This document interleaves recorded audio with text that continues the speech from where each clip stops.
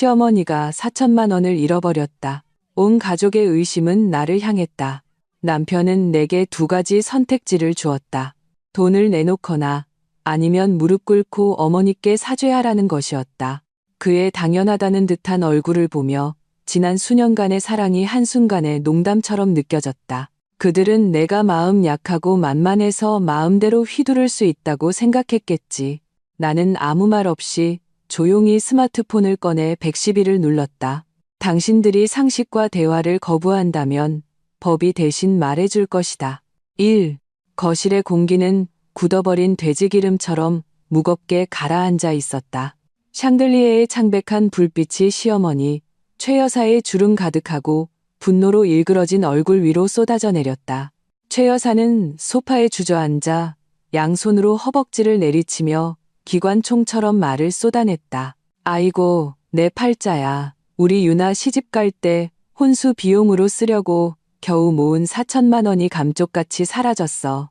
이 집에 우리 식구 말고 누가 있었다고.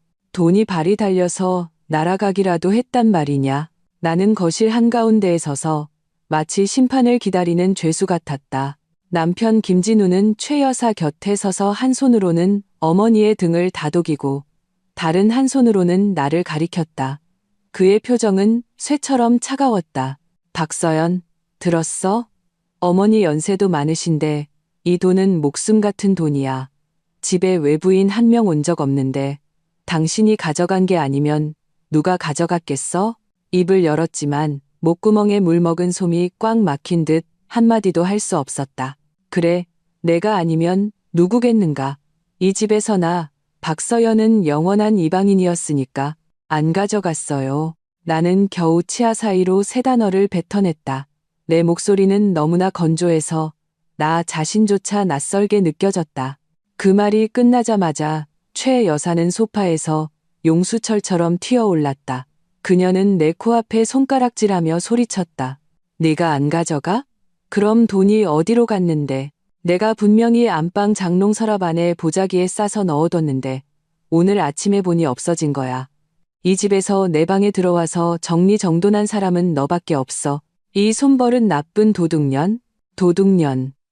그 단어는 불에 달군 쇠꼬챙이처럼 내 심장에 깊은 낙인을 찍었다. 온몸의 피가 순식간에 머리로 쏠리는 것 같았고 귓가에서 윙하는 소리가 울렸다. 결혼 3년. 나는 이 집에 최선을 다했다고 자부했다. 유망했던 직장을 그만두고 전업주부가 되었다. 매일 동이 트기 전에 일어나 아침 식사를 준비하고 빨래와 청소를 하며 집안을 빈틈없이 돌봤다. 시어머니가 관절염으로 고생하실 때는 매일 밤 따뜻한 물에 발을 담가드리고 30분씩 마사지를 해드렸다. 남편 김진우가 회사 스트레스로 힘들어할 때면 집안일로 그를 성가시게 한 적이 단 한 번도 없었다. 나는 나의 헌신이 그들의 동등한 대우를, 남편의 사랑을 가져다 줄 것이라 믿었다. 하지만 이제 보니 모든 것이 나 혼자만의 착각이자 웃음거리였다. 그들 눈에 나는 아내도 며느리도 아니었다. 그저 마음대로 부리고 멋대로 누명을 씌워도 되는 공짜 가사도우미였을 뿐이다. 김진우는 나의 창백한 얼굴을 보았지만 그의 눈에는 안타까움 대신 짜증만이 가득했다. 그는 한 걸음 다가와 나를 내려다보며 최후 통첩과 같은 말투로 말했다. 박서연, 일 크게 만들고 싶지 않아. 지금 선택권을 줄게. 지금 당장 돈을 꺼내놓으면 이 일은 없던 걸로 하지. 그게 아니면 어머니 앞에 무릎 꿇고 용서를 빌어. 그 순간 보이지 않는 손이 내 심장을 움켜쥐어 산산조각 내는 것 같았다. 뼈 조각까지 가루로 만드는 듯한 고통이었다. 나는 눈앞의 남자를 바라보았다. 대학 캠퍼스에서 만나 7년을 사랑하고 결혼에 골인한 남자. 그의 잘생긴 얼굴은 이제 냉담함과 경멸로 가득 차 있었다. 내가 수없이 입 맞췄던 그의 입술은 세상에서 가장 잔인한 말을 뱉어내고 있었다. 7년의 연애, 3년의 결혼 생활이 그의 마음속에서는 아무런 근거 없는 어머니의 비난 한마디보다 못했던 것이다. 그는 단 한 번도 나를 진정으로 믿어준 적이 없었다. 나의 오랜 인내와 헌신은 그저 철없는 마마보이와 언제든 나를 집어삼킬 준비가 된 시어머니를 키워냈을 뿐이었다. 극심한 슬픔과 한기가 발끝에서부터 척추를 타고 정수리까지 기어올랐다. 나는 더 이상 변명하고 싶지 않았다. 이미 나를 죄인으로 단정한 사람들에게 결백을 설명하는 것은 세상에서 가장 어리석은 짓이다. 그들의 목적은 진실이 아니라 나의 굴복이었으니까. 최 여사는 내가 말이 없자 내가 겁을 먹었다고 생각했는지 더욱 기세등등해졌다. 왜 말이 없어? 도둑이 제발 저리는 거지?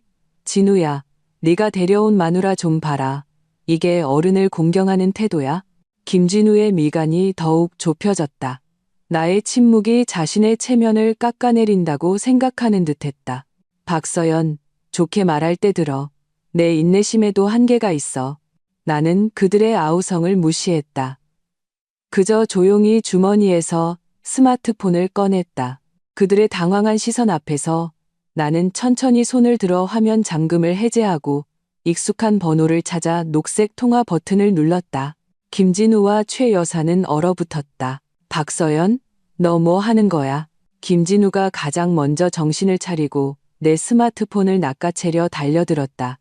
나는 재빨리 한 걸음 물러나 몸으로 스마트폰을 보호하며 다른 손을 높이 쳐들었다. 미쳤어? 지금 뭐 하자는 거야? 그가 맹수처럼 목소리를 낮춰 으르렁거렸다. 최 여사도 상황을 파악했는지 얼굴이 순식간에 잿빛이 되었다가 다시 시뻘겋게 달아올랐다. 그녀는 내 머리채를 잡으려 달려들며 온갖 상스러운 욕을 퍼부었다. 이 쌍년이 경찰에 신고까지 해? 집안 망신 다 시키려고 작정했어? 우리 김씨 집안 체면을 아주 땅에 처박으려고? 나는 그녀의 손을 가볍게 피하며 얼음장같이 차가운 눈으로 그녀를 보았다. 스마트폰 너머로 침착하고 공식적인 목소리가 들려왔다. 네, 112 신고센터입니다. 나는 스마트폰을 보호하며 또렷하고 냉정한 목소리로 말했다. 네, 안녕하세요. 신고 좀 하려고요.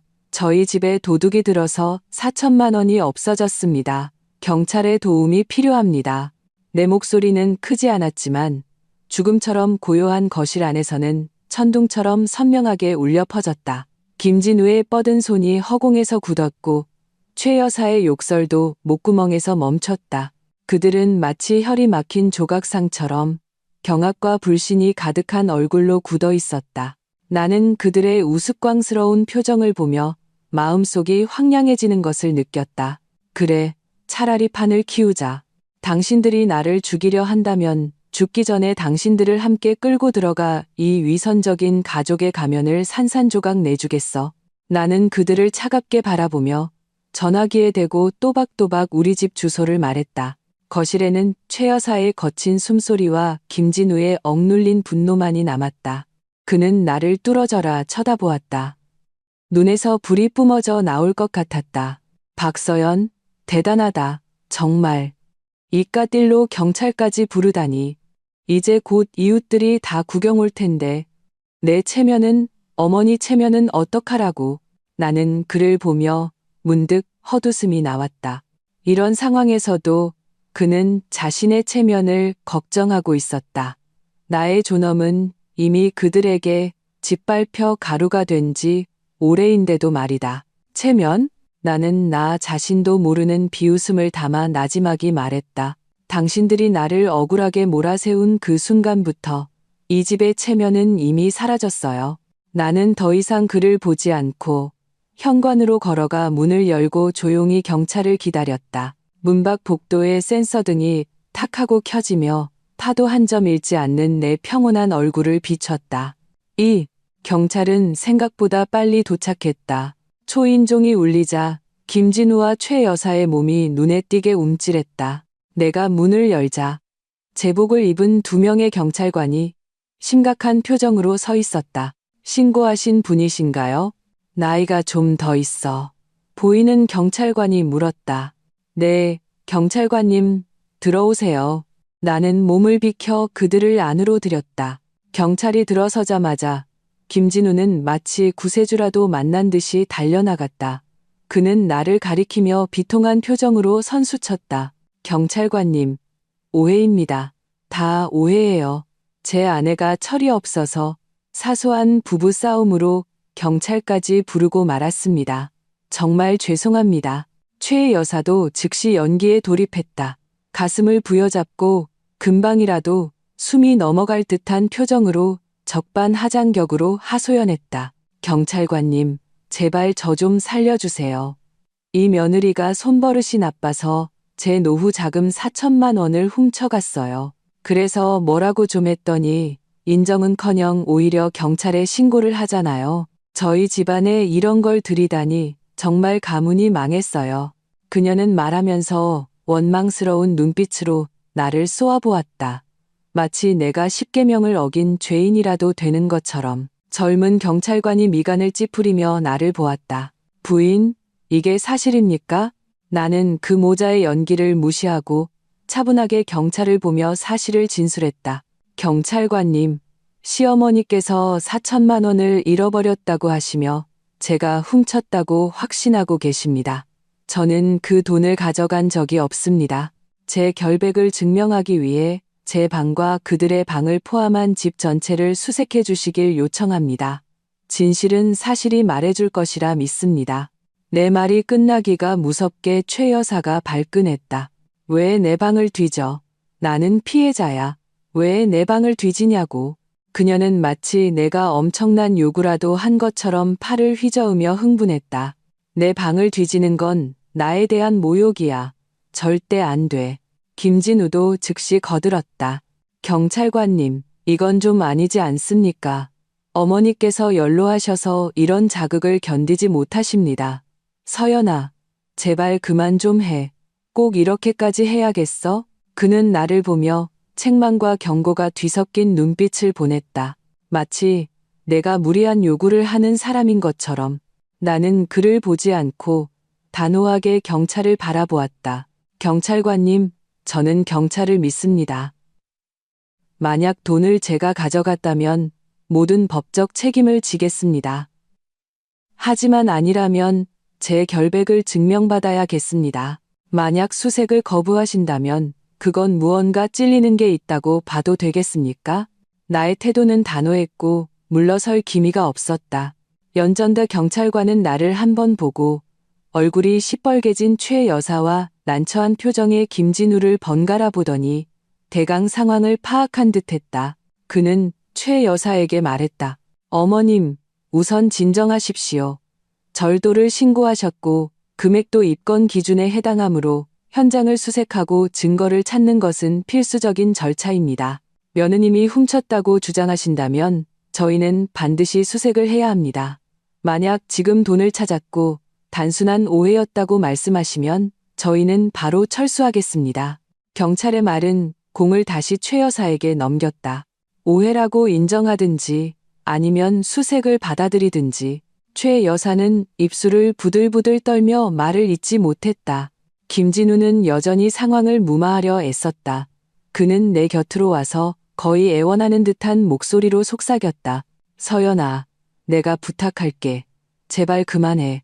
어머니께 사과하고 이 일은 그냥 넘어가자. 경찰이랑 이웃들 앞에서 어머니 체면이 뭐가 되겠어. 나는 고개를 돌려 그를 보았다.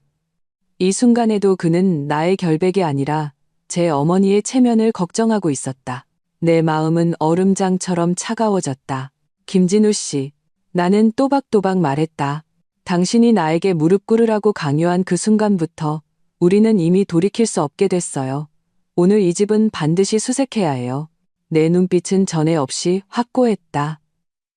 김진우는 내 눈에서 결코 꺾이지 않을 결심을 읽었다. 그는 입을 열었지만 결국 아무 말도 하지 못하고 힘없이 옆으로 물러섰다. 경찰은 나의 동의를 얻고 수색을 시작했다. 집안의 소란은 이미 이웃들에게 알려졌고 덜 닫힌 문틈으로 몇몇 사람들이 머리를 내밀고 안을 엿보며 수군거렸다. 저기 진우 씨네 아니야? 웬일로 경찰까지 왔대? 듣자 하니 며느리가 시어머니 돈을 훔쳤다던데. 쉽쉽 멀쩡하게 생겨서는 이거 완전 동네 망신이네. 그들의 수군거림이 바늘처럼 귓속을 파고들었다. 얼굴이 화끈거렸고 나도 모르게 옷자락을 꽉 쥐었다. 김진우의 얼굴은 불그락푸르락하며 쥐구멍에라도 숨고 싶은 표정이었다. 최 여사는 소파에 앉아 손으로 얼굴을 가린 채 몸을 미세하게 떨고 있었다. 분해서인지 두려워서인지 알 수 없었다. 경찰은 먼저 거실과 내 방을 형식적으로 수색했지만 아무것도 나오지 않았다. 마지막으로 그들은 최 여사와 김진우의 안방으로 향했다. 최 여사의 몸이 갑자기 뻣뻣하게 굳었다. 내 방은 뒤질 거 없어요. 그녀의 목소리가 메마르게 갈라졌다. 경찰은 그녀의 말을 무시하고 안으로 들어갔다. 김진우가 뒤따랐고 나도 따라 들어갔다. 방 안에서 경찰들은 꼼꼼하게 옷장과 침대 밑을 확인했다. 최 여사의 눈은 그들을 필사적으로 되맞고 호흡은 가빠졌다. 마침내 나이든 경찰관이 침대 머리맡에 협탁으로 다가갔다. 그는 첫 번째 서랍을 열고 두 번째 서랍을 열었다. 그리고 가장 아래 서랍을 열었을 때 그의 손이 잠시 멈췄다. 그는 서랍 가장 깊숙한 곳에서 낡은 붉은색 보자기에 네모 반듯하게 쌓인 꾸러미 하나를 꺼냈다. 그는 보자기를 협탁 위에 놓고 한 겹 한 겹 펼쳤다. 은행띠지로 묶인 빳빳한 5만 원권 다발들이 눈앞에 나타났다. 정확히 4천만 원이었다. 거실의 공기가 순간 진공 상태가 된 것 같았다. 모든 소리가 사라졌다. 나는 내 심장이 격렬하게 뛰는 소리를 들을 수 있었다. 쿵, 쿵, 가슴을 세차게 두드렸다. 나는 천천히 고개를 돌려 최 여사를 보았다. 그녀의 얼굴은 순식간에 핏기 하나 없이 새하얘졌다. 물에 젖은 화선지 같았다. 입술은 파르르 떨렸고 눈에는 공포와 믿을 수 없다는 표정이 가득했다. 나는 다시 김진우를 보았다. 그는 입을 쩍 벌리고 눈을 동그랗게 뜬 채 그 돈더미를 멍하니 쳐다보고 있었다. 마치 벼락이라도 맞은 표정이었다. 세상은 한편의 부조리한 연극 같았고 나는 그 연극에 억지로 출연하게 된 가장 비참한 광대였다. 문 밖에서 이웃들의 웅성거리는 소리가 선명하게 들려왔다. 찾았대. 어디서 찾았대. 세상에 할머니 방에서 나왔다는데? 이거 완전 도둑이 제발 저린 거네. 그 순간 나는 울어야 할지 웃어야 할지 알 수 없었다. 진실은 가장 추하고 모욕적인 방식으로 세상에 드러났다. 나는 이겼지만 진 것보다 더 비참했다. 3. 돈은 찾았다. 이 막장 드라마 속에서 나는 마침내 나의 결백을 증명했다. 나는 이제 사과와 죄책감이 뒤따를 것이라 생각했다. 그러나 나는 이 가족의 뻔뻔함을 너무 과소평가했다. 최 여사의 새하얗던 얼굴은 잠시의 당황스러움 끝에 금세 뻔뻔하고 당당한 표정으로 바뀌었다. 그녀는 나를 쳐다보지도 않고 경찰을 향해 어색하게 웃었다. 어머나, 내 정신 좀 봐. 나이가 드니 정말 정신이 오락가락하네. 돈 찾아온 것만 기억하고 어디에 뒀는지를 깜빡했지 뭐야. 여기 있었네. 잃어버린 줄 알았잖아요. 그녀는 치밀하게 계획된 누명을 그저 기억력 감퇴 탓으로 가볍게 돌려버렸다. 김진우도 즉시 정신을 차리고 긴 한숨을 내쉬었다. 그의 얼굴에는 다시 상황을 무마하려는 미소가 떠올랐다. 그는 내게 다가와 어깨를 툭 치며 가볍게 말했다. 거봐, 내가 오해라고 했잖아. 어머니가 연세가 드셔서 그래. 뭘 그걸 가지고 따지고 들어. 자자, 이제 돈도 찾았으니 다행이네. 서연아, 사람이 좋게 좋게 넘어갈 줄도 알아야지. 어머니랑 더는 다투지 마. 응, 좋게 좋게 넘어가라. 나는 이 말을 되뇌었다. 마치 세상에서 가장 어처구니 없는 농담을 들은 사람처럼. 나는 눈앞에서 찰떡같이 호흡을 맞추는 모자를 보았다. 그들의 얼굴에는 미안함이라고는 찾아볼 수 없었다. 마치 잘못한 사람이 나인 것처럼 내가 일을 크게 벌였고 내가 철이 없으며 내가 너그럽지 못한 사람이 되어 있었다. 나의 결백을 증명하도록 그들을 압박한 것이 오히려 나의 죄가 되어버린 것이다. 온몸에 피가 한 방울 한 방울 차갑게 식어갔다. 억울함이 풀려 격렬하게 뛰던 심장은 이제 완전히 죽어버렸다. 경찰들도 이 황당한 상황을 눈치챘는지 표정이 미묘했다. 나이든 경찰관은 최 여사에게 공식적인 어조로 주의를 주었다. 어머님, 앞으로는 귀중품은 잘 보관하시고 정확히 확인한 후에 신고해 주십시오. 경찰력은 소중한 자원입니다. 그리고는 우리를 향해 가정문제 조정을 시도했다. 부부 사이에는 대화와 신뢰가 중요합니다. 가정 내 갈등은 가급적 내부에서 냉정하게 해결하도록 노력하십시오. 나는 그들을 보며 아무 말도 하지 않았다. 경찰과 구경하던 이웃들을 돌려보내고 문을 닫는 순간 집안은 죽음 같은 정적에 휩싸였다. 김진우는 더 이상 체면을 차릴 수 없었다. 밤새 쌓였던 분노가 그 순간 폭발했다. 그는 내 코앞에 손가락질하며 처음으로 흉측하게 일그러진 얼굴로 소리쳤다. 박서연, 이제 만족해? 속이 시원해. 온 동네방네. 우리 집 망신 다 시키니까 이제 성취감이라도 느껴? 내 체면, 우리 어머니 체면, 내가 다 망쳐놨어. 나는 그의 분노에 찬 모습을 보며 오히려 마음이 무섭도록 차분해졌다. 나는 처음으로 침묵을 깨고 그의 시선을 마주하며 차갑게 입을 열었다. 당신 체면, 당신 어머니 체면. 김진우 씨, 당신이 나더러 어머니께 무릎 꿇으라고 했을 때 내 체면은 생각했나요? 당신 어머니가 경찰 앞에서 나를 도둑년이라고 했을 때 내 체면은 생각했나요? 결혼 3년 동안 내가 이 집을 위해 개처럼 일한 대가가 뭔지 알아요?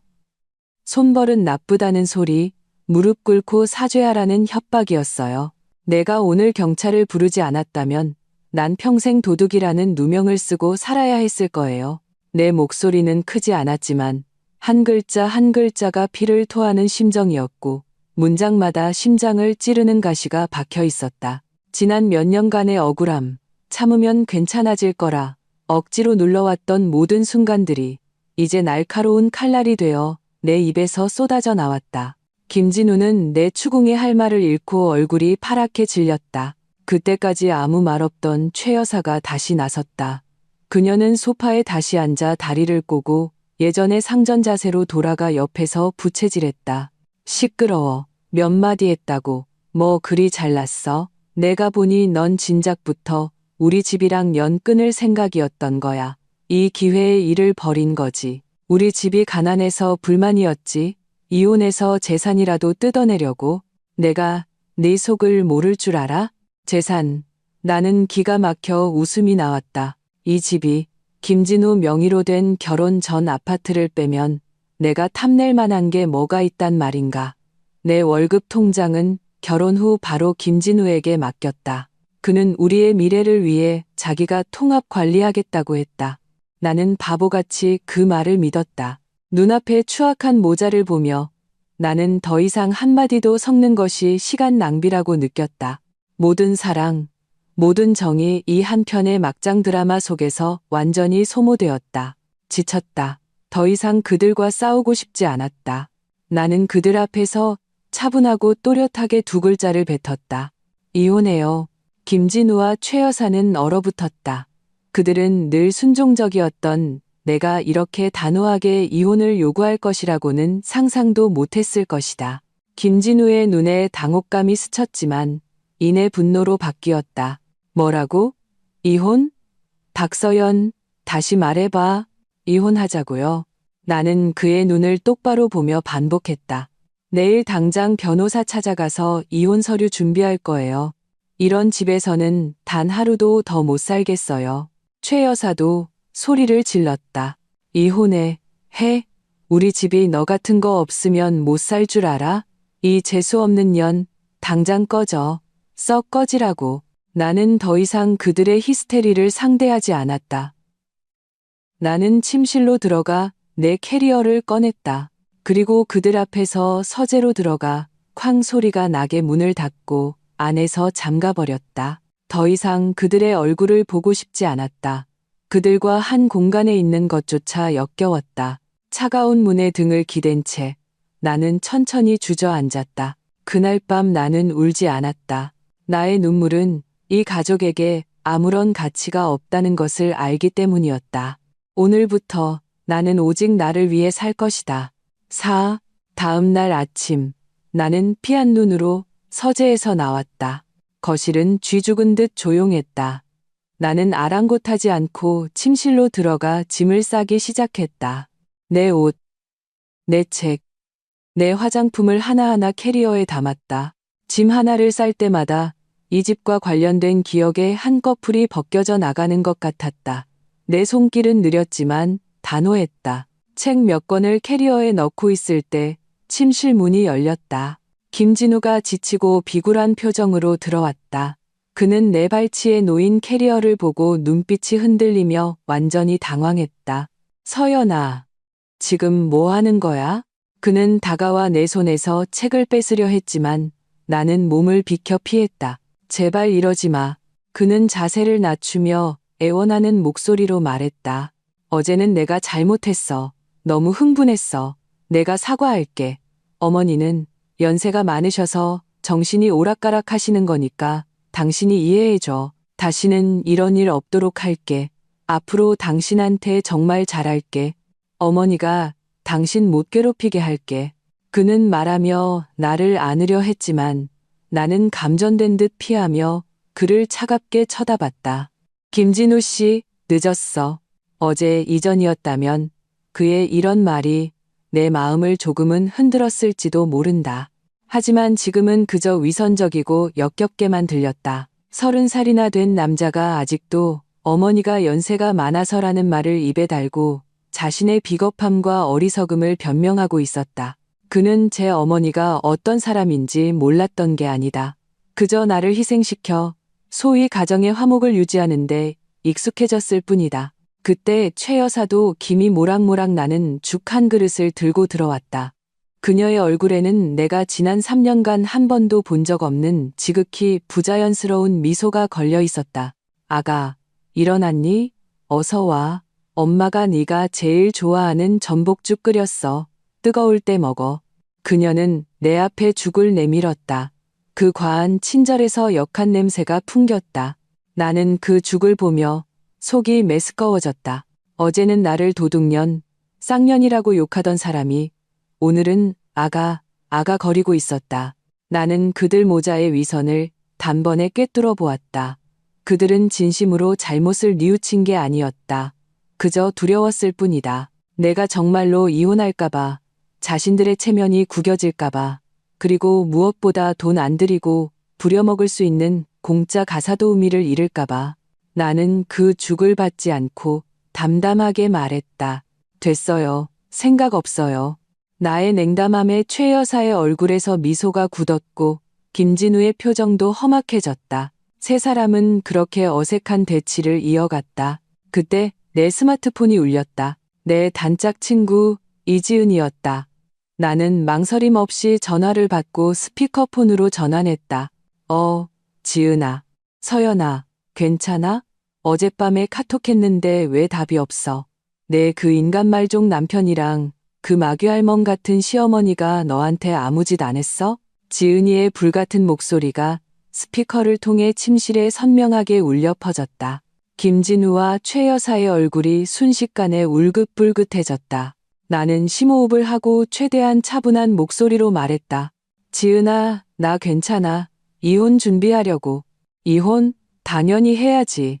이혼 안 하면 내가 너부터 절교할 거야. 기다려. 내가 지금 당장 갈게. 어떤 잡것들이 감히 내 친구를 건드렸는지 내 눈으로 똑똑히 봐야겠어. 지은이는 말을 마치자마자 전화를 끊었다. 나는 스마트폰을 내려놓고 계속 짐을 쌌다.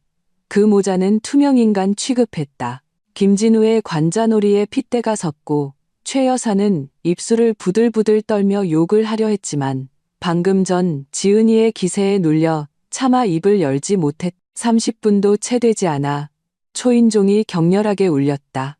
내가 문을 열자 지은이가 바람처럼 뛰어들어왔다. 그녀의 뒤에는 변호사인 남자친구도 함께였다. 지은이는 내 발치에 놓인 캐리어를 보더니 두말 없이 소매를 걷어붙이고 옆에 서 있던 김진우에게 달려들었다. 야, 김진우, 너 남자 맞아? 지은이는 김진우의 코앞에 손가락질하며 욕을 퍼부었다. 내 아내가 이런 말도 안 되는 수모를 당하는데 돕기는커녕 내 그 늙어빠진 엄마랑 한패가 돼서 무릎을 꿇리려고 해. 내 머릿속엔 물이 찼냐, 똥이 찼냐. 그리고는 최 여사에게로 방향을 틀었다. 화력은 더욱 거세졌다. 할머니, 나이값 좀 하세요. 자기가 숨겨둔 돈 못 찾고 며느리한테 도둑 누명을 씌워? 그 늙은 낯짝이 부끄럽지도 않으세요? 똑똑히 들으세요. 오늘 이 일 그냥 안 끝나요. 무고죄로 고소할 테니 변호사 선임할 준비나 하세요. 지은이의 말은 한 자루의 칼이 되어 김진우와 최 여사의 위선적인 가면을 갈갈이 찢어 놓았다. 김진우는 욕을 바가지로 먹고 얼굴이 시뻘개졌지만 한마디도 반박하지 못했다. 최 여사는 분노의 차소리를 지르며 지은이에게 달려들려 했다. 이 어린 것이 어디서 막말이야. 오늘 내 주둥이를 찢어놓겠어. 나는 재빨리 지은이를 잡아당겼다. 지은아, 폭력은 안 돼. 그럴 가치도 없어. 나는 그녀를 내 뒤로 끌어당기고 분노로 온몸을 떠는 최 여사와 굴욕감에 찬 김진우를 보며 차분하게 말했다. 내 문제는 내가 해결할게. 비록 그녀를 말렸지만 나를 위해 발벗고 나서는 그녀의 모습을 보니 차가웠던 마음에 따뜻한 온기가 흘렀다. 이 숨막히는 집에서 마침내 한 줄기 빛이 보였다. 무조건 내 편이 되어줄 사람이 있다는 사실만으로도 나는 더 이상 외롭지 않았다. 나의 허리는 더욱 꼿꼿해졌다. 오, 회유가 통하지 않자 최 여사는 강경책으로 나왔다. 그녀는 내 평판을 더럽히면 내가 이혼하자는 말을 감히 꺼내지 못하고 예전처럼 순순히 굴복할 것이라 생각한 모양이었다. 그래서 그녀는 아파트 단지를 돌아다니며 나의 죄상을 퍼뜨리기 시작했다. 만나는 사람마다 붙잡고 시골 출신 며느리가 머리만 굴리고 손버릇도 나쁘다. 얼마 전 사소한 일로 제 시어머니를 경찰에 신고까지 한 독한 년이다. 지금은 이혼해서 우리 집 재산과 아파트를 뜯어내려 한다고 떠들었다. 그녀는 자신을 악독한 며느리에게 괴롭힘당하는 불쌍한 시어머니로 포장하며 눈물까지 흘렸다. 진실을 모르는 채 남의 말하기 좋아하는 몇몇 아주머니들은 금세 그녀의 편이 되었다. 내가 쓰레기를 버리러 나갈 때마다 등 뒤에서 수군거리는 시선이 느껴졌다. 저 여자래. 멀쩡하게 생겨서는 마음씨가 왜 저렇게 독해. 그러게. 시어머니한테 저러는데 나중에 누가 데려가겠어. 요즘 젊은 것들은 정말 양심도 없어. 그 험담들은 파리 떼처럼 나를 둘러싸고 나를 치욕의 기둥에 못 박으려 했다. 예전 같았으면 침묵하고 문을 닫고 혼자서 그 상처를 사겼을 것이다. 하지만 이제는 아니다.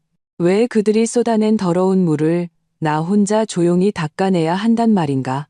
어느 날 오후 아파트 단지 화단에서 나는 또다시 그 아주머니들에게 둘러싸였다. 그들은 나를 경멸과 의심이 가득한 눈으로 쳐다봤다. 채댁, 우리가 뭐라 하는 게 아니라 시어머니가 연세도 있으신데 좀 잘못하셨어도 아랫사람이 참아야지. 맞아. 사소한 일로 경찰까지 부르면 동네 소문만 안 좋아지지.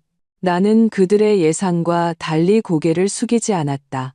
나는 걸음을 멈추고 그들을 차분히 바라보았다. 아주머니들, 하실 말씀 다 하셨어요? 내 반응에 그들은 잠시 당황했다. 나는 주머니에서 스마트폰을 꺼내 녹음 파일을 재생했다. 지금 당장 돈을 꺼내놓으면 이 일은 없던 걸로 하지. 그게 아니면 어머니 앞에 무릎 꿇고 용서를 빌어. 김진우의 차갑고 비정한 목소리가 스마트폰에서 흘러나와 조용한 화단에 선명하게 울려 퍼졌다. 아주머니들의 표정이 순간 굳어졌다. 나는 녹음을 끄고 그들의 놀란 얼굴을 둘러보며 천천히 입을 열었다.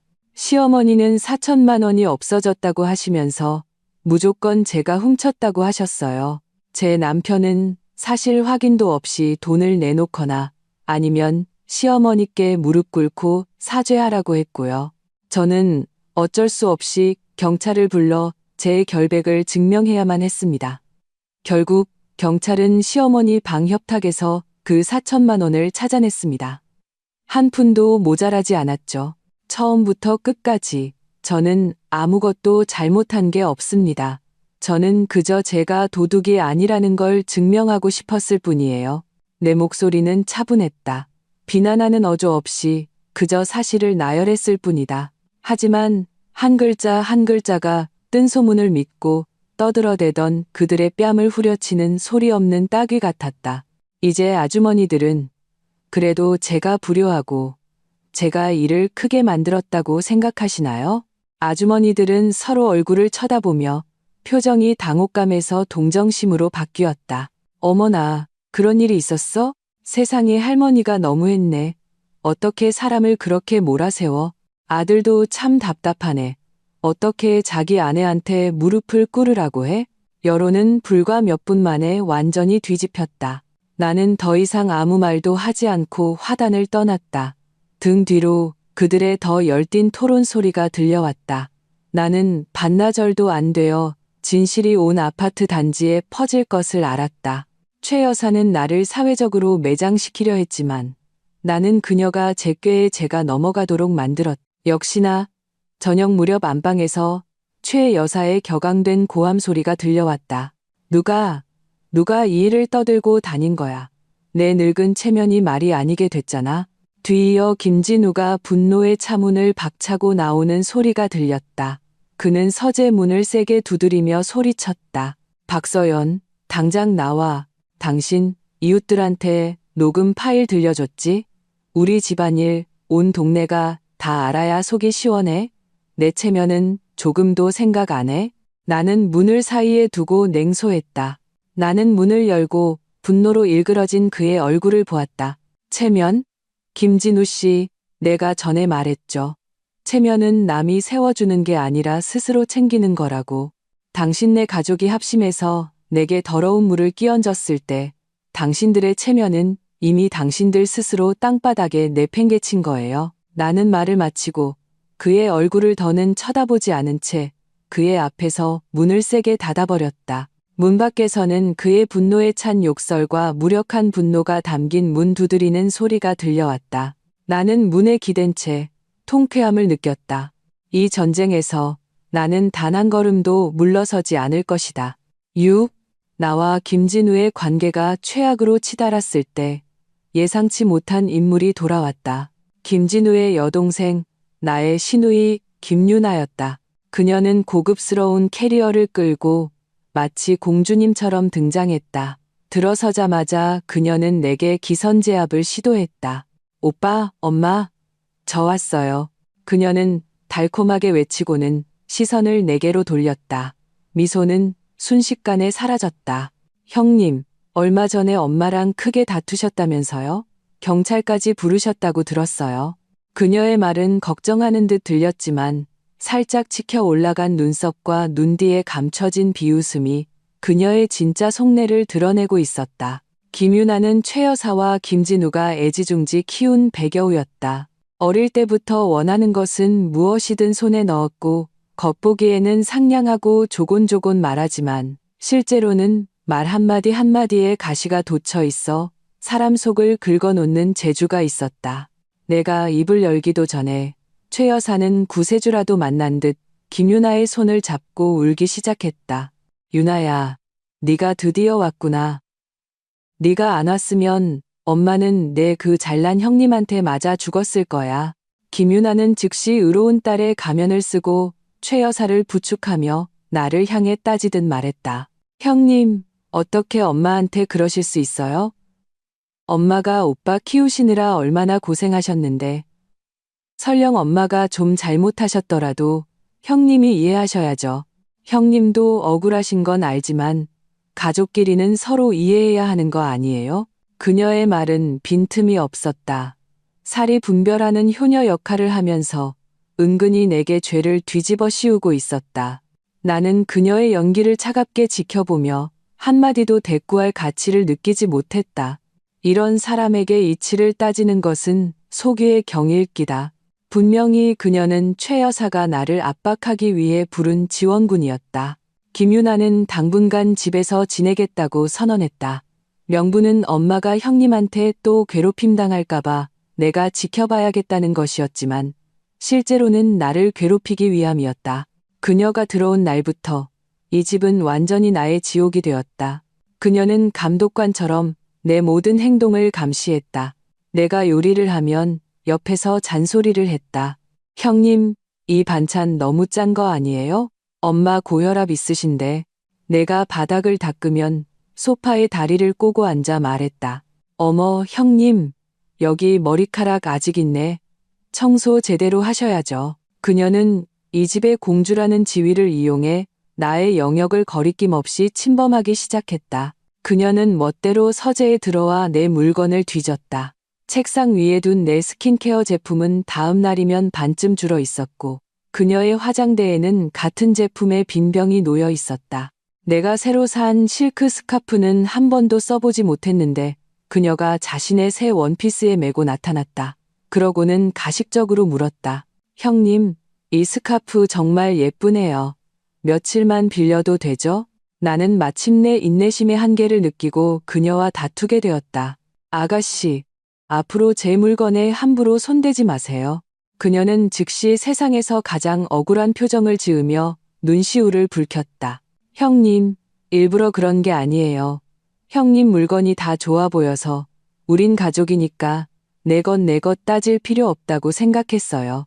그녀가 울먹이자 김진우와 최 여사가 즉시 달려왔다.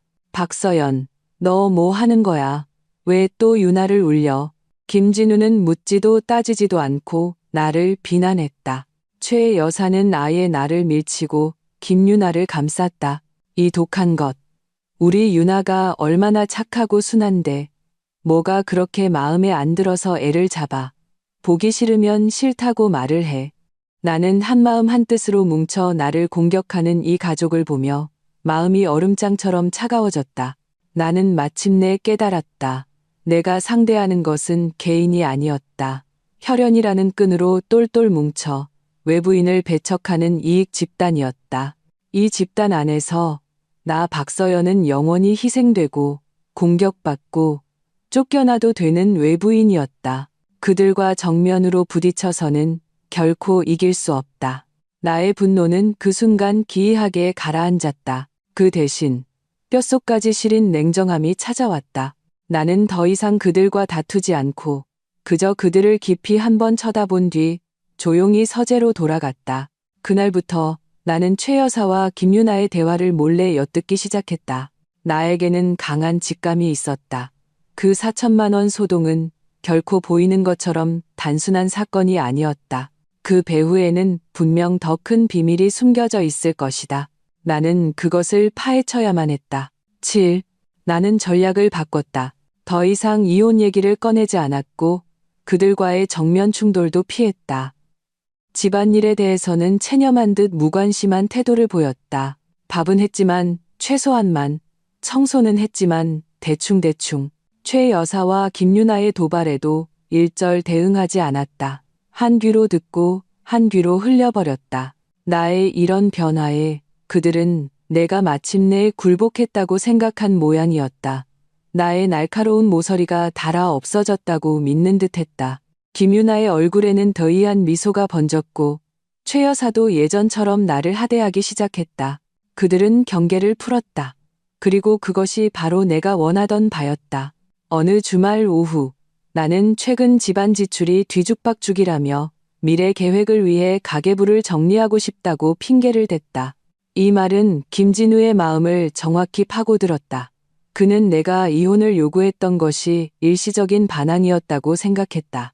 이제 내가 먼저 집안 경제에 관심을 보이자 내가 마음을 돌렸다고 확신하고는 기뻐서 어쩔 줄 몰라 했다.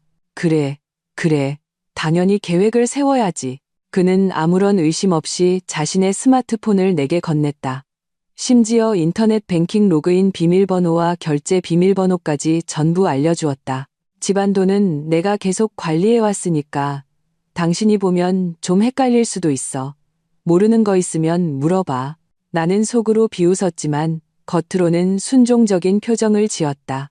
네, 알겠어요. 비밀번호를 받는 순간 내 심장이 ඈ는 듯했다. 나는 서재로 들어가 문을 잠그고 즉시 지난 2년간의 은행 거래 내역과 각종 결제, 플랫폼의 지출 기록을 샅샅이 뒤지기 시작했다. 안 봤으면 몰랐을까. 보고 나니 기가 막혔다.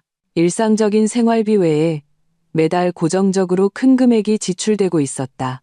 적게는 1,000만 원에서 많게는 3천만 원까지. 이 돈의 용도는 가족 예비 자금 혹은 재테크 투자로 기록되어 있었다. 하지만 수취인 계좌는 내가 전혀 모르는 이름이었다. 심장에서 경고음이 울렸다. 나는 의심스러운 이체 기록들을 스마트폰으로 하나하나 전부 촬영했다. 기록을 집중해서 보고 있는데 서재 밖에서 최 여사와 김유나가 목소리를 낮춰 대화하는 소리가 들려왔다. 나는 즉시 숨을 죽이고 조용히 문가로 다가가 귀를 기울였다. 엄마, 그 돈 도대체 언제 줄 거야? 김유나의 목소리였다. 짜증과 애교가 섞여 있었다. 뭘 그리 서둘러. 내 형님이 요즘 예민한데 들키기라도 하면 어쩌려고. 최 여사의 목소리는 경계심으로 가득했다. 형님이 뭘 안다고 그래. 요즘 나무 토막처럼 가만히 있잖아. 오빠도 이제 정신 차렸다고 하던데. 돌다리도 두들겨보고 건너야지. 좀 잠잠해지면 내가 민준이 집 사줄 계약금 보내줄게. 민준이한테 조금만 더 기다리라고 해. 민준이 집 사줄 계약금. 내 머릿속이 윙하고 울리며 하얘졌다. 민준이? 김진우는 외아들인데 웬 민준이? 이 민준이는 누구고 그 계약금은 또 무슨 돈이란 말인가? 끔찍한 생각이 번개처럼 내 머리를 스쳤다. 온몸에 털이 곤두섰다. 나는 아마도 내가 모르는 사이에 그들이 수년간 공들여 숨겨온 거대한 비밀의 일부를 건드린 것 같았다. 나는 억지로 냉정을 되찾았다. 컴퓨터 앞으로 돌아가 그 낯선 수취인 계좌 정보를 뚫어져라 쳐다봤다. 수취인 성은 박씨, 박민준. 김유나가 말한 민준이. 나는 즉시 머릿속에서 박씨, 성을 가진 모든 사람을 떠올려 보았지만 전혀 아는 사람이 없었다. 하지만 이것이 단순한 우연이 아니라는 것은 확실했다. 나는 그 수취인의 전체 이름과 주민등록번호를 적어두었다. 이 사람의 정체만 밝혀내면 모든 수수께끼가 풀릴 것이다. 복수의 서막이 곧 오를 것이다. 그리고 나는 모든 거짓을 친히 내 손으로 찢어 발기는 감독이 될 것이다. 8. 도움이 필요했다. 나 혼자의 힘으로는 낯선 사람의 신원을 단시간에 파악하기 어려웠다. 나는 가장 먼저 지은이를 떠올렸다. 나는 찍어둔 은행 이체 기록과 박씨 성을 가진 수취인의 정보를 그녀에게 모두 보냈다. 그리고 나의 추측도 함께 전했다. 지은이의 남자친구는 인맥이 넓었기에 그는 내게 단 2글자만 보냈다. 기다려. 기다리는 시간은 고통스러웠다. 이 집에서 보내는 매 순간이 연기를 하는 것 같았다. 그들 앞에서 나는 이미 굴복한 순종적인 아내와 며느리를 연기해야 했다. 하지만 마음속에서는 당장이라도 그들의 가면을 벗기고 싶은 분노가 들끓었다. 이틀 후 지은이에게서 전화가 왔다. 그녀의 목소리에는 폭풍전야와 같은 분노가 억눌려 있었다. 서연아, 찾았어. 그 사람, 박민준, 올해 28살이고 작은 회사에 다니는 직장인이야. 시댁 쪽 친척은 전혀 아니고 김유나랑 거의 1년째 몰래 사귀는 남자친구래. 지은이의 말은 폭탄처럼 내 머릿속에서 터져나갔다. 김유나의 비밀 남자친구라고? 내 추측이 맞았어. 지은이가 말을 이었다. 내가 사람 시켜서 알아봤는데 그 박민준이라는 남자 집안 형편이 평범해서 결혼할 집을 구해야 하는데 계약금이 한참 모자란데. 그러니까 무슨 동생 집 계약금 같은 건 다 헛소리고 내 그 대단한 시어머니랑 시누이가 너 몰래 너희 부부 공동재산을 빼돌려서 김유나 남자친구 집 사주려고 한 거야. 손발이 얼음장처럼 차가워졌다. 스마트폰을 쥔 손에 힘이 들어가지 않았다. 그런 거였구나. 그런 거였어. 그들 가족은 나를 처음부터 끝까지 완전한 바보, 마음대로 피를 빨아먹어도 되는 숙주로 여겼던 것이다. 내가 힘들게 일해서 번 돈, 아끼고 아껴 모은 돈이 그들 딸의 화려한 미래를 위한 당연한 현금 인출기가 되었던 것이다. 나는 알 권리조차 없었다. 지은이의 목소리가 망설임과 함께 계속되었다. 서연아, 그리고 한 가지 더 있는데 말해야 할지 모르겠다. 말해. 내 목소리는 사포처럼 거칠었다. 그 큰 금액 이체들 전부 김진우 통장에서 직접 나갔어. 그리고 몇 번은 평일 낮 시간대에 이체됐더라고. 서연아, 내 말은. 지은이는 말을 잇지 못했지만 나는 모든 것을 이해했다. 김진우는 이 모든 것을 처음부터 알고 있었다. 알고 있었을 뿐만 아니라 공범이었다. 그는 자신의 어머니와 여동생이 우리 결혼 생활에 거머리처럼 달라붙어 내 피를 빠는 것을 묵인했다. 그리고 그들과 함께 나를 속이고 기만했다. 나는 그날 최 여사가 나에게 4천만 원 도둑 누명을 씌웠던 장면을 떠올렸다. 왜 하필 4천만 원이었을까? 왜 하필 김유나가 결혼 얘기를 꺼내던 그 시점이었을까? 끔찍한 생각이 나를 덮쳤다. 그 누명은 결코 즉흥적인 사건이 아니었다. 그것은 그들 계획의 일부였을 가능성이 높다. 어쩌면 그들은 그런 방식으로 내가 변명할 수 없는 스캔들을 만들어 내게 잘못을 뒤집어 씌우고 자연스럽게 이혼을 요구해 나를 빈손으로 내쫓으려 했을지도 모른다. 그러면 그들은 아무런 부담 없이 내 재산을 모두 차지할 수 있을 테니까. 정말 지독한 계략, 정말 악독한 가족이다. 모든 사랑은 그 순간 하늘을 찌를 듯한 증오로 변했다. 나는 전화를 끊고 서재에서 뛰쳐나갔다. 김진우, 최 여사, 김유나 세 사람은 거실 소파에 앉아 과일을 먹으며 TV를 보고 있었다. 화기애애한 모습이었다.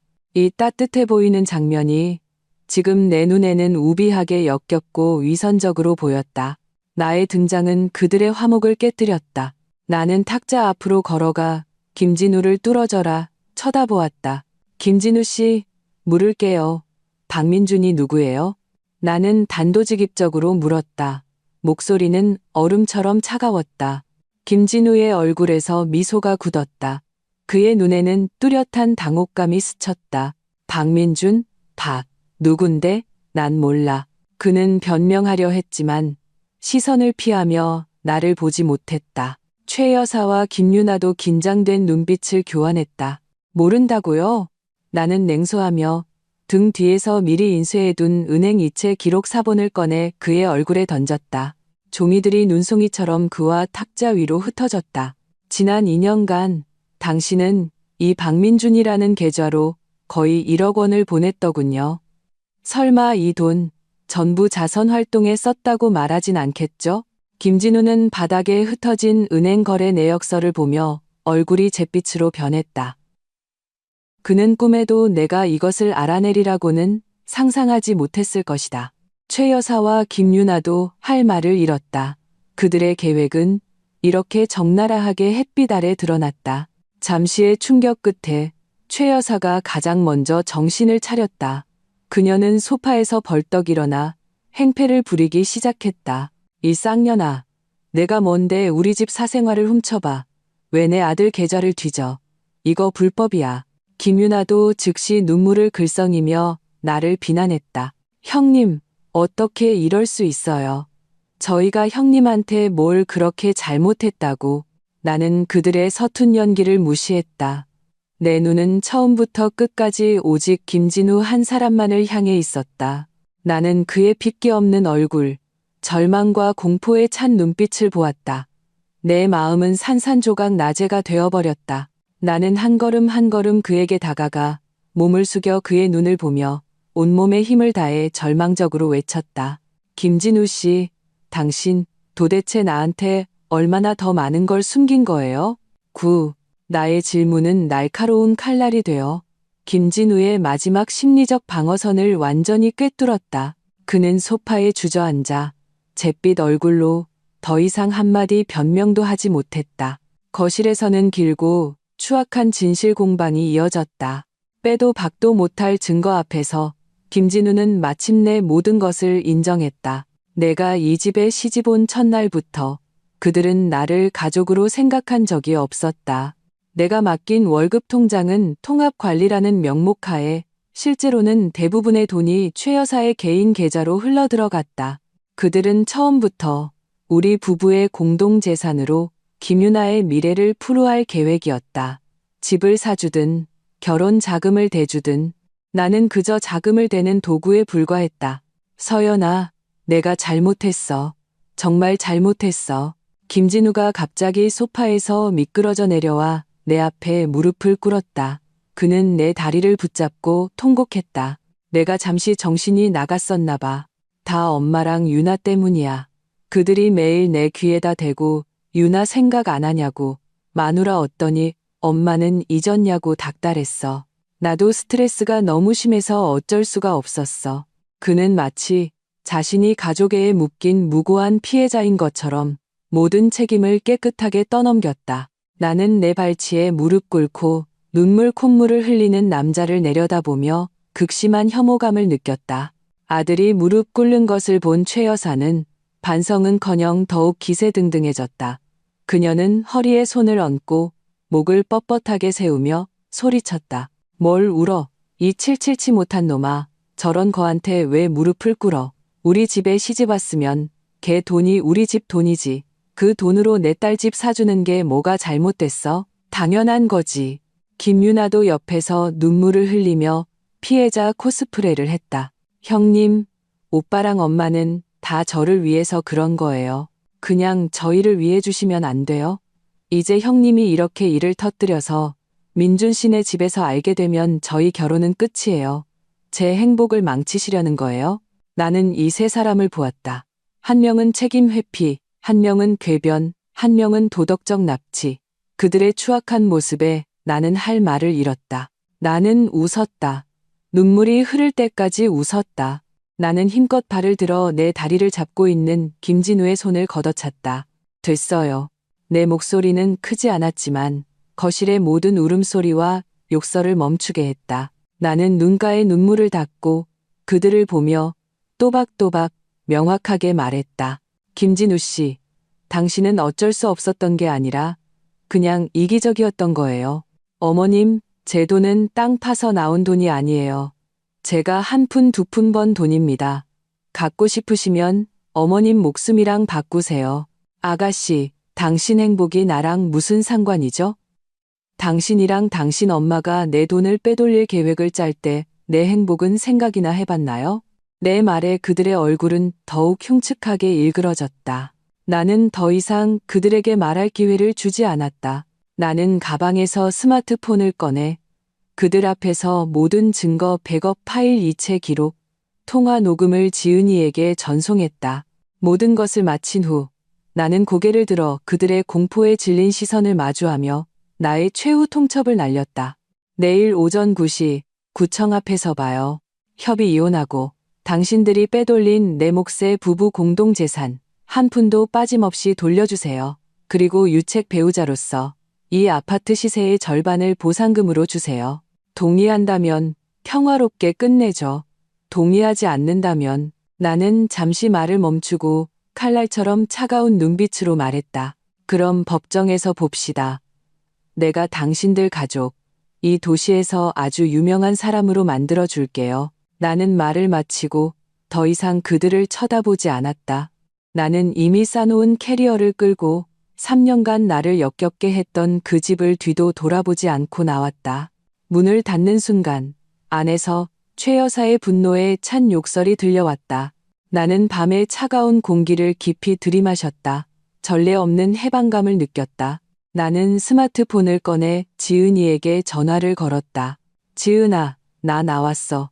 오늘 밤 너희 집에서 신세 좀 질게. 알았어. 주소 보내. 바로 데리러 갈게.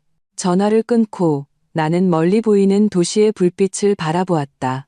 처음으로 나 역시 저 빛의 일부라는 느낌이 들었다. 더 이상 새장 속에 갇힌 새가 아니었다. 10. 김진우 가족은 내 말을 진심으로 받아들이지 않은 모양이었다. 그들은 내가 겁을 주려고 허세를 부리는 것이고 며칠 지나면 예전처럼 알아서 기어 들어올 것이라 생각했을 것이다. 그들은 시간을 끌기 시작했다. 김진우는 미친 듯이 내게 전화를 하고 카톡을 보냈다. 내용은 처음에는 욕설과 협박이었지만 나중에는 애절한 애원으로 바뀌었다. 서연아, 내가 정말 잘못했어. 제발 한 번만 더 기회를 줘. 우리 7년 연애했잖아. 그 세월이 이렇게 쉽게 무너질 수 있는 거야. 제발 돌아와. 앞으로는 집안일 전부 내 뜻대로 할게.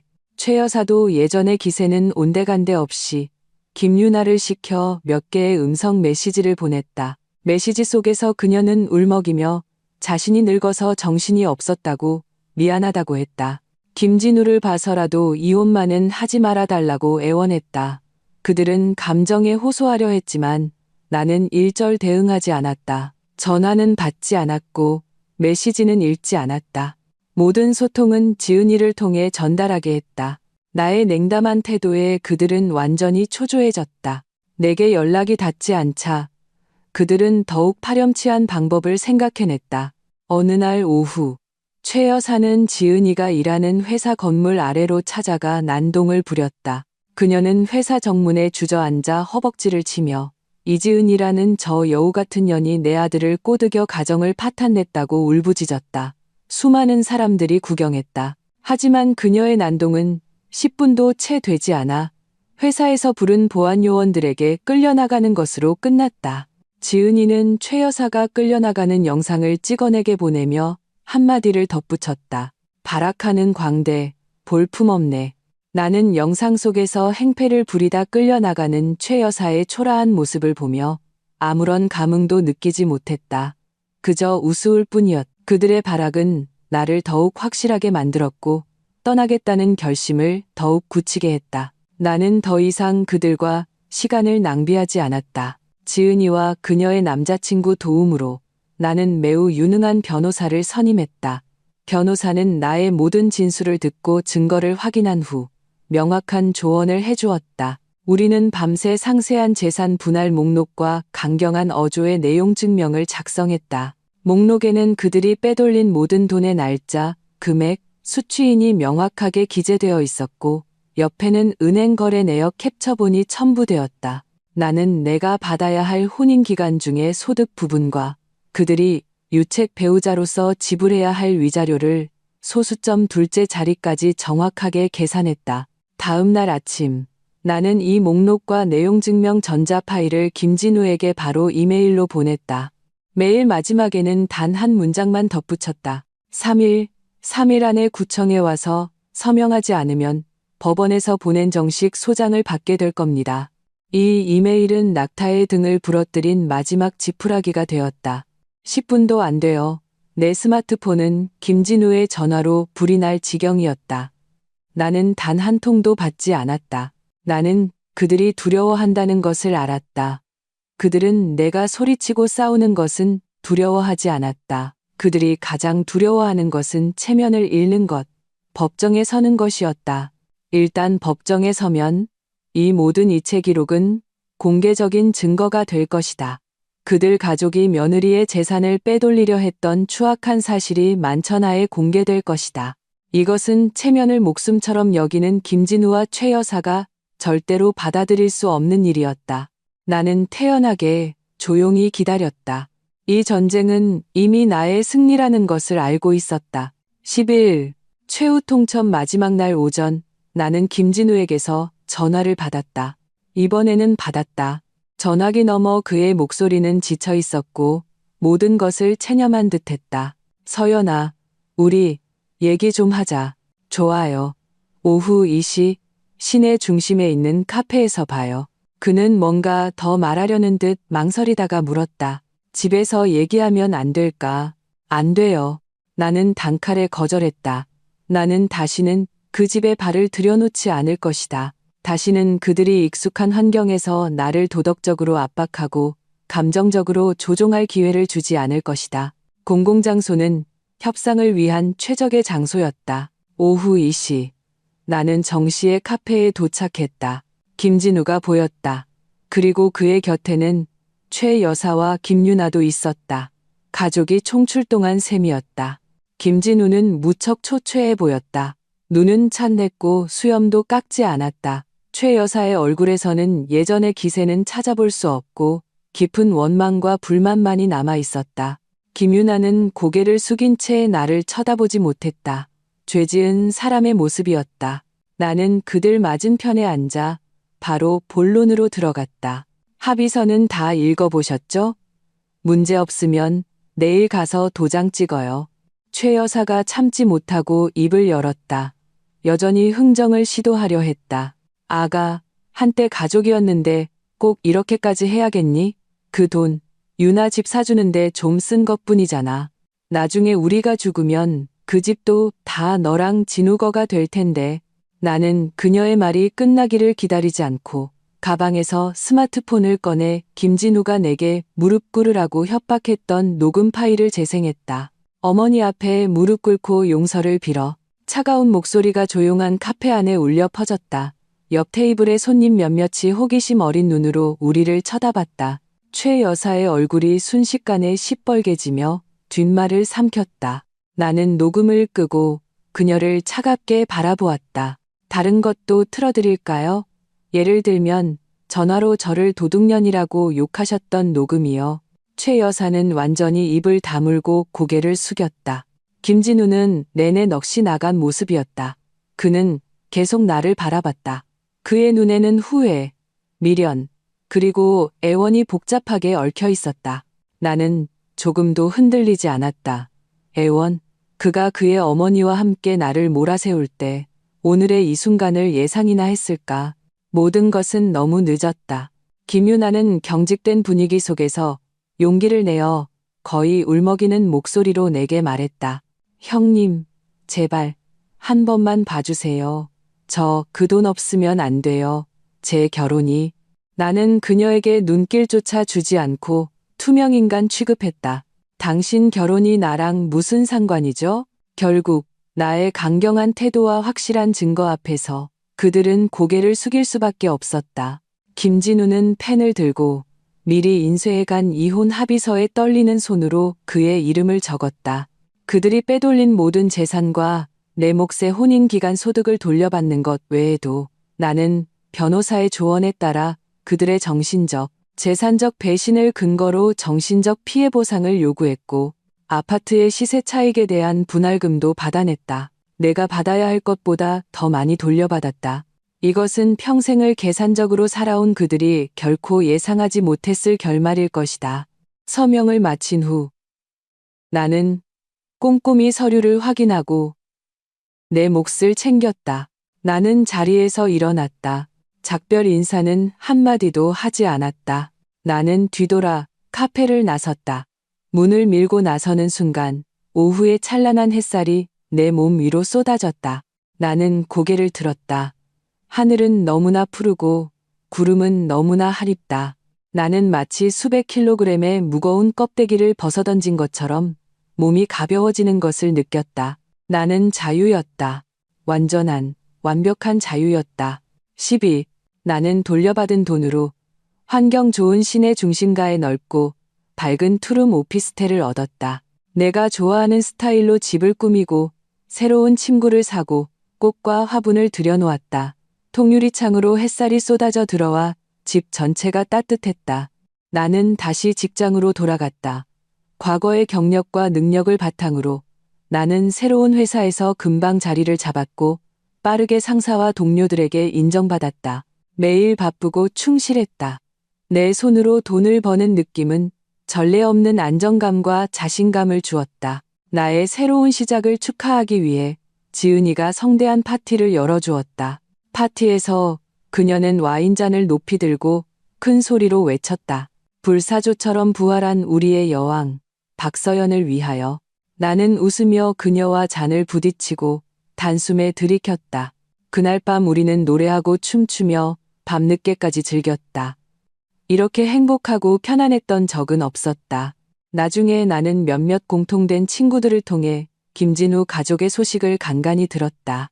이혼 후 재산이 크게 줄어 김진우의 삶은 순탄치 않았다. 최 여사는 공짜 가사도우미였던 내가 사라지자 집안이 엉망진창이 되었다. 그녀와 김유나 둘 다 집안일을 하려 하지 않았고 매일 사소한 일로 다퉜다. 최 여사는 김진우가 무능해서 안 해도 돈도 지키지 못했다고 원망했고 김진우는 최 여사가 그 어리석은 누명소동을 벌여 일을 돌이킬 수 없게 만들었다고 원망했다. 모자 사이에는 금이 가기 시작했다. 그리고 김유나의 결혼은 내가 예상했던 대로 깨졌다. 박민준의 부모님이 결혼 자금을 마련하기 위해 며느리의 돈을 빼돌리고 법정까지 갈 뻔했다는 사실을 알게 되자 그 집안은 가풍이 바르지 않다며 결혼을 결사반대했다. 최 여사는 평생을 계산적으로 살며 자신이 똑똑하다고 믿었지만 결국 모든 것을 잃었다. 아들은 그녀를 원망하고 딸의 행복도 제 손으로 망쳐버렸으니 그야말로 닭 쫓던 개 지붕 쳐다보는 격이었다. 김진우는 나중에 몇 번 나를 찾아왔다. 회사 앞에서 기다리며 재결합을 애원했다. 그는 초췌했고 눈에는 후회가 가득했다. 그는 자신이 잘못했다고, 나 없이는 안 되겠다고 말했다. 나는 그저 차분하게 말했다. 김진우 씨, 우리는 이미 끝났어요. 앞을 보고 살아요. 다시는 찾아오지 마세요. 내 인생은 더 이상 가치 없는 사람을 위해 되돌아가지 않을 것이다. 새로운 직장에서 나는 한 사람을 만났다. 그는 옆 부서의 부장님이었다. 성숙하고 안정적이었으며 무엇보다 존중과 평등을 아는 사람이었다. 그는 나의 독립심과 강인함을 존중해 주었고 내가 지칠 때는 기댈 수 있는 어깨를 내어주었다. 그는 솔직하게 내게 다가왔다. 나의 과거를 알고 있지만 상관없다고 했다. 그는 나의 미래가 중요하다고 말했다. 우리는 자연스럽게 연인이 되었다. 어느 주말 오후 우리는 내 오피스텔 발코니에 나란히 앉아 커피를 마시며 햇볕을 쬐었다. 그가 내 손을 잡으며 나지막이 말했다. 앞으로는 내가 당신을 지켜줄게요. 나는 그의 눈에 담긴 진심과 따뜻함을 보며 미소 지었다. 고통스러웠던 결혼 생활을 돌아보며 나는 더 이상 원망이나 슬픔을 느끼지 않는다.